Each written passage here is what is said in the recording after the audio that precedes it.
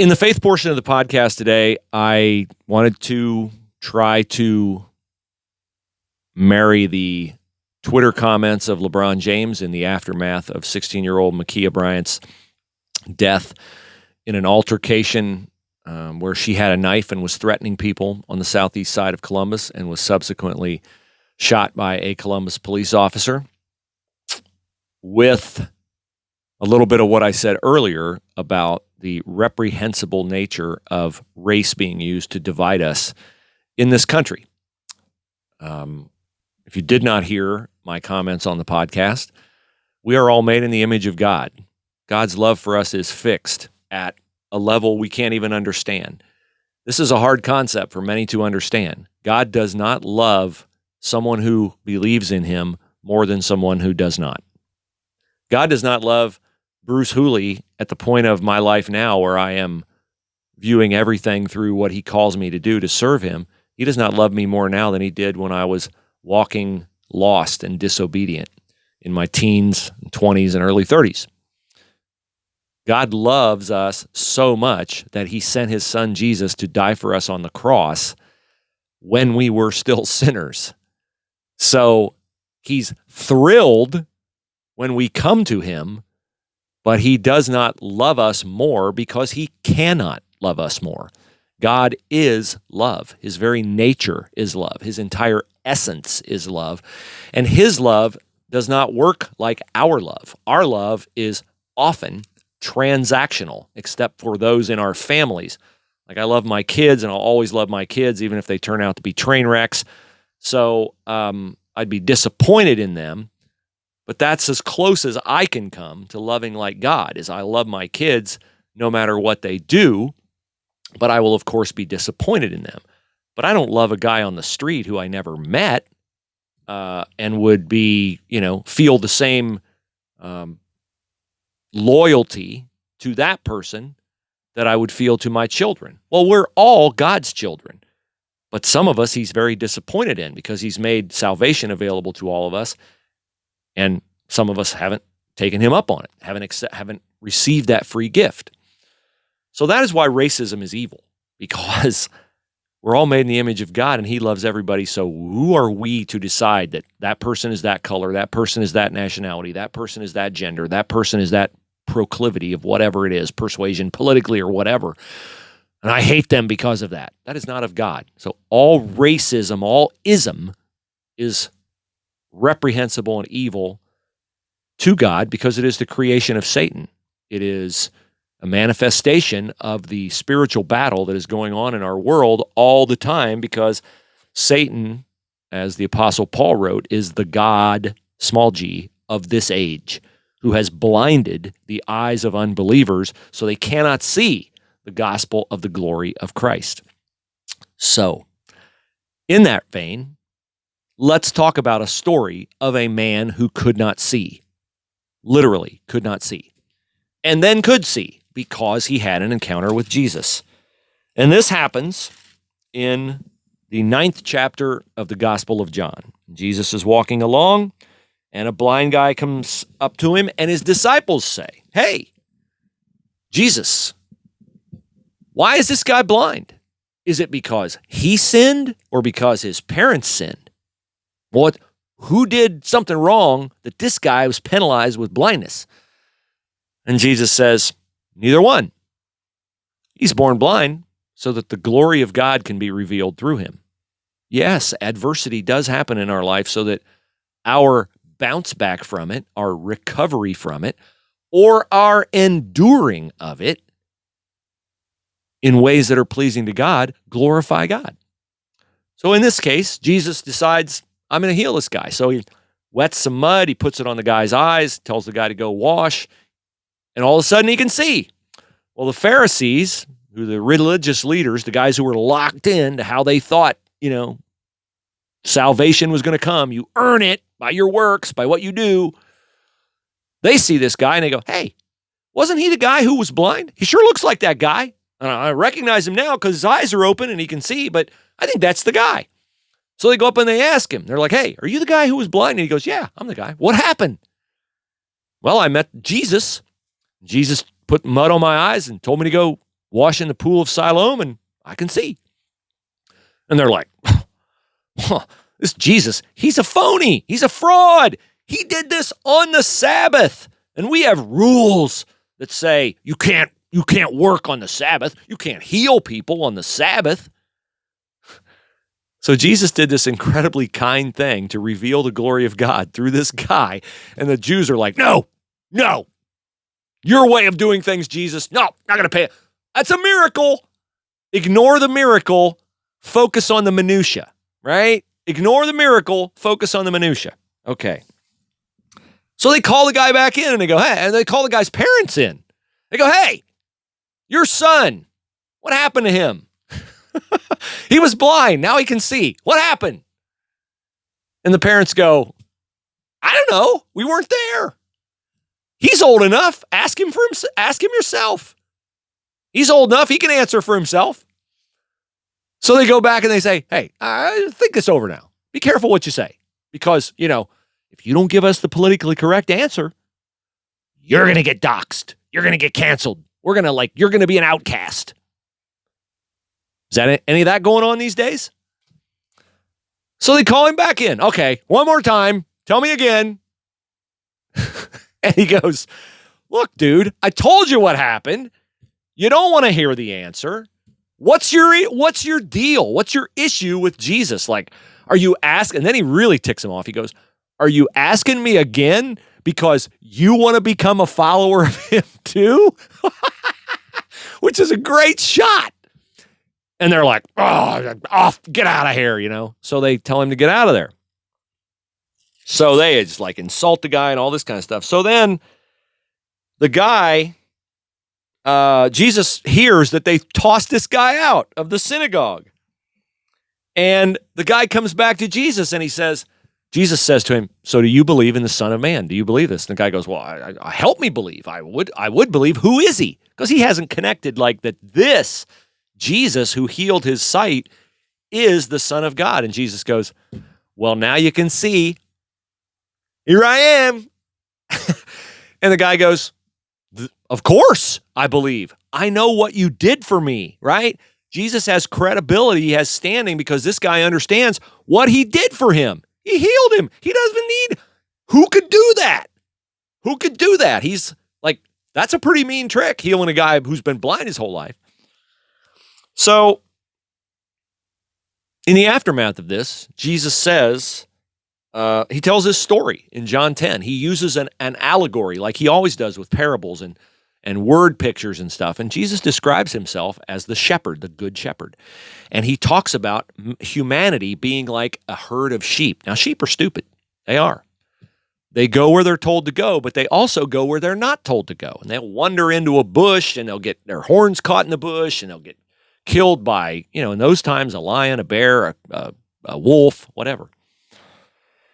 And Jesus says, these sheep with a shepherd, they recognize the shepherd's voice. That's the only voice they pay attention to. There might be a hired man there who's trying to relate to the sheep, get the sheep to obey him. The sheep ignore that guy because he's not the shepherd, and they know he's not the shepherd, so he doesn't have credibility with them. But the shepherd's voice, the sheep listen to, they follow that. And the shepherd knows all of his sheep. Throw a stray sheep in there, he would go, no, that one's not mine. That one's not mine. He names them all, he knows them all, and that's how God knows us. He knows us by name. He knows the gifts and talents he's given us. He knows our weaknesses. He knows our strengths. He knows the mission he has for us. God is the shepherd. Jesus is the shepherd. We are the sheep. Prone to be lost, prone to wander, prone to be stupid, prone to be hard-headed, prone to be disobedient, and he loves us anyway. And he's provided a shepherd, Jesus, to hang on the cross to save us from our sin nature. That is baked into the system, the human system. Okay. So Jesus says he's also in a sheep pen, in a sheep fold, there is a gate. One way in, one way. One way in, one way out once they're fenced in. And Jesus says, I'm the gate. I'm the gate. You enter the kingdom of God through me. You can't get in any other way. And you need to know that. You need to prioritize that. You need to take that as the truth that will decide your eternal destiny. Jesus is the one way to heaven. One way, no other way. Peter says in Acts 4:12, there is no other name given to men by which you must be saved. Jesus said, I am the way, the truth, the life. No one comes to the Father except through me. So here he says in John 10, verse 9, I'm the gate. Whoever enters through me will be saved. He will come in and go out and find pasture. In other words, live in a contented lifestyle. The thief, that's Satan, misguided thoughts, your own arrogance, I'm going to live life my way.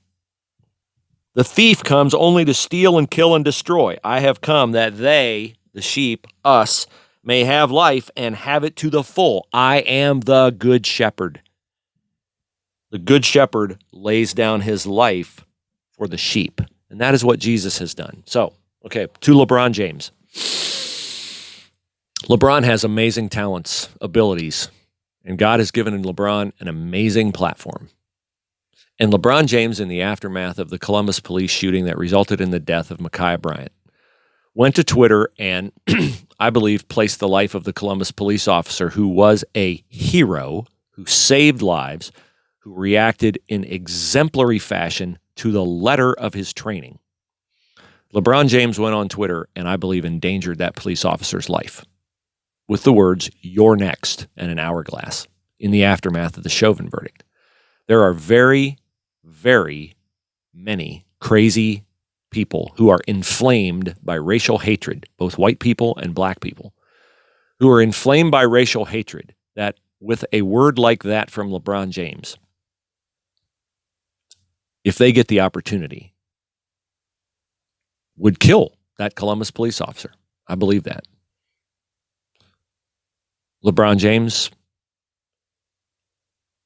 breaks my heart when he goes this route, because, like all of us, we are gifted with unique mission fields, powerful life experiences, unique stories to illustrate our either little sliver or big sliver or enormous piece of God's blessing in our life. LeBron James chooses to stoke racial hatred when he has the capacity to tell a much more powerful and a much more transformative story for the good of black people, white people, all people. LeBron James had no father growing up. LeBron James was the son of a single mom. LeBron James, as is often the case, repeated that departure from God's design for the family. God's design for the family is a man and a woman get married and stay married and have children after they're married. And they raise those children in the nurture and admonition of the Lord. Proverbs 22:6 says, train up a child in the way they should go, and when they are old, they will not depart from it. It is very sad and heartbreaking that 16-year-old Ma'Khia Bryant was not trained up in the way that a child should go. She wasn't. I know many of you don't like hearing that. You'll say you're appropriating your upbringing and putting it on a girl who didn't have the benefits you had. And you're exactly right. I had two parents in my home who disciplined me, loved me, shaped me, and led me. And she did not. It does not appear she did, because she's in foster care. I've seen her mom quoted. I've not seen her dad quoted, but there was a guy on the street who was complaining about her being shot. You shot my baby. So maybe she did have a father, but it does not appear that she had. Something dysfunctional in that home went wrong to put her in foster care. And most often in Columbus, Ohio, children wind up in foster care because of drugs in the family. Okay, that's just the stats. I don't know if that was the case in her case or if there was emotional abuse or physical abuse or some other dysfunction. But it is inarguable she came from a dysfunctional background because she wouldn't have been in foster care without it. So she was not trained up in the way a child should go. She did not have the benefit of reflecting on that when she is old and not depart from it. I did. And so I would not be fulfilling what I just talked about a moment ago in sharing my life experiences for the betterment of others, fulfilling my call as a Christian, sharing with you what God's done in my life to bring me closer to Him and help others. If I didn't tell you that, you may not like hearing that the single mother rate in poor communities is the root of many of the problems in our society. The problem of young people dying in the communities of America is to an infinite percentage because of dysfunction in home environments and single motherhood than it is because of wayward police shootings. That's the truth. Paul said, I tell you the truth. Am I therefore your enemy? I don't care if I'm your enemy for telling you that truth, because that is the truth. That is the truth. Micaiah Bryant didn't have that advantage. And sin has consequences. And so I struggle when LeBron James chooses not to tell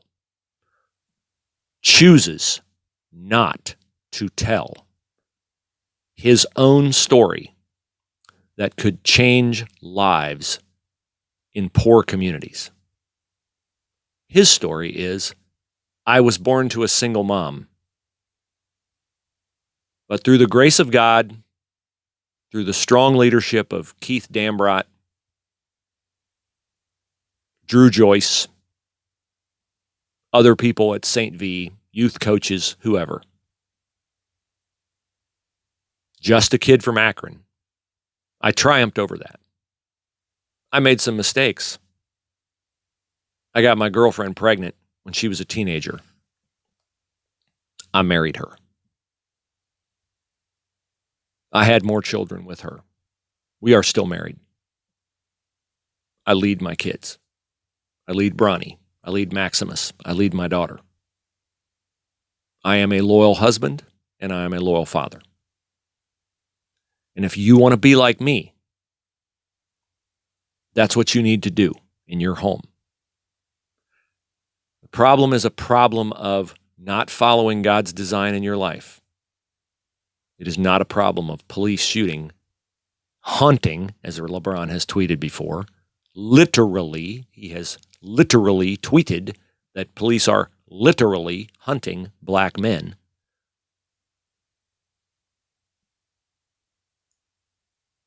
LeBron has a powerful story to tell. He chooses not to tell it. And because he chooses not to tell it, people believe what he is telling them. And he makes happen or contributes to happening what he says he wants to prevent. And that is very sad. Back to the blind man. In Jesus' day, after observing the blind man's experience with the Pharisees and the blind man coming back to him and embracing Jesus as the Son of Man, because it was crystal clear to him, not just with his sight, but with what Jesus did and the difference he made in his life. Jesus says, I have come for judgment. I have come into this world so that the blind will see, and those who see will be blind. He doesn't mean literal blindness. He means spiritual blindness. He means societal blindness. LeBron James has been equipped, blessed, outfitted, armed, lavished with what should be great insight into how he can help change the struggling, downtrodden, and suffering aspects of our society. But LeBron, Ibram X. Kendi, Ta-Nehisi Coates, Patrisse Cullors, Joe Biden, Nancy Pelosi, many others, Andrew Ginther, have chosen to be blind and to not say the hard thing. Proverbs 19:2 and 3 say, it is not good to have zeal without knowledge. Oh, LeBron has zeal. He doesn't have knowledge. And Proverbs 19:3 says, a man's own folly ruins his life, but his heart rages against the Lord. There are a lot of people right now whose own folly are ruining lives in our country, but their heart rages against the Lord. And it's very sad. It is very sad. So, humility, submission to God's design for our life is only available to our world when you accept the free gift of salvation that Jesus made possible to you at the cross, because only then will God's Holy Spirit indwell you, equip you, convict you, inspire you, encourage you to do things that go against what you see with your own eyes. You'll look at racial strife differently. You'll look at poverty in the inner city differently. You'll look at what you can do and how you can do it and have a different motivation that is born of love, not of hate, that is born of true unity, not some word that is co-opted to masquerade socialism. You'll have true unity rather than be agents of division. I believe that with all my heart, and I believe that God has called me to give that message to you. And I hope that it equips you and encourages you to speak truth in the face of satanic evil in our world that is possessing not just athletes, not just entertainers, not just politicians, but many of the churches of America, supposedly evangelical churches that are preaching a social gospel that is anathema, that is the exact opposite of the gospel of Jesus Christ. He says it, I came that you would have life and have it more abundantly. What is happening in our world today is the clear demonstration of many lives lived so far short of God's design because we have taken God out of our schools, out of our lives, out of our relationships, and out of our focus. So I leave you with that today. I thank you for your attention. I hope that you will patronize our sponsors, Hemisphere, CBD Health Collection, Willis Spangler Starling, the attorney firm of The Bruce Hooley Show and Bruce Hooley, and AUIinfo.com. I hope you'll send me an email, wetackleife@gmail.com. I hope you will tell your friends about the YouTube channel and subscribe yourself. Publicize my content on your own social media channels if you believe it'll help somebody. I do this because I want to strengthen people, equip people, encourage people, empower people, and illuminate truth. And I'm willing to converse with you on this topic anytime. I'll be talking more about it today on my radio show at 98.9 The Answer, 5 to 7 p.m., 989theanswer.com. It's also available on TuneIn, iHeartRadio.com apps. With that, thank you for your time. Have a great day.